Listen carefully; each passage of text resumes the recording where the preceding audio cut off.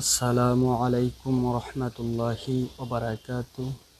প্রিয় ভাই ও বন্ধুরা, আজকে আমি একটি খুবই গুরুত্বপূর্ণ বিষয়ে কথা বলার জন্য আসলাম। আর সকলেই জানেন, কাল দিন বা পরে ঈদ। সকল মুসলমানরা ঈদের নামাজ পড়বে, কিন্তু দুঃখের বিষয় হলো 1 বছর পর পর একদিন এই নামাজটি আসে, তাই আমরা সকলেই জানি না কিভাবে পড়তে হয়। অনেকেই জানি, কিন্তু উল্টাপাল্টা লেগে যায়।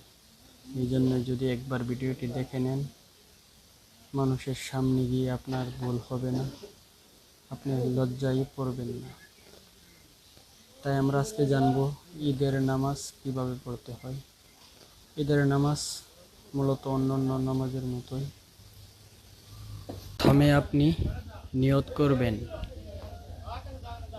ঈদুল ফিতরের অতিরিক্ত 6 তাকবীরের সহিত এই ইমামের পিছনে কেবলামুখী হইয়া নামাজ পড়তেছি, আল্লাহু আকবার বলে হাত বাঁধবেন।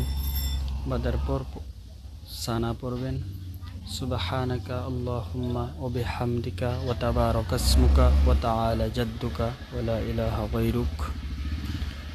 পড়ার পর যারা ইমাম হবে তারা বিসমিল্লাহ বলে সূরা ফাতিহা পড়বে, অন্য একটি সূরা মিলাবে, তারপর রুকুতে চলে যাবে। রুকু সিজদা করার পর আবারও দ্বিতীয় রাকাতের জন্য দাঁড়াবে।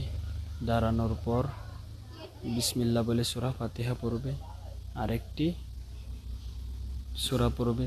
তারপর আবারও অতিরিক্ত 3টি তাকবীর দিবে, আল্লাহু আকবার বলে হাত ছেড়ে দিবে।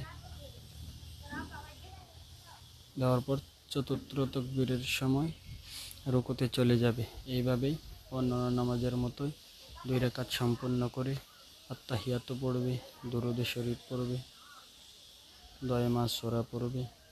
পড়ার পর সালাম ফিরাবে, আসসালামু আলাইকুম রহমতুল্লাহ, আসসালামু আলাইকুম রহমতুল্লাহ। তারপর খুতবা, যারা ইমাম হবে তারা খুতবা দিবে। যারা মুক্তাদি হয় অবশ্যই খুতবা শুনবেন, কারণ খুতবা শোনা হলো ওয়াজিব। তারপর দোয়া হবে ইনশাআল্লাহ। আশা করি শিখতে পারছেন।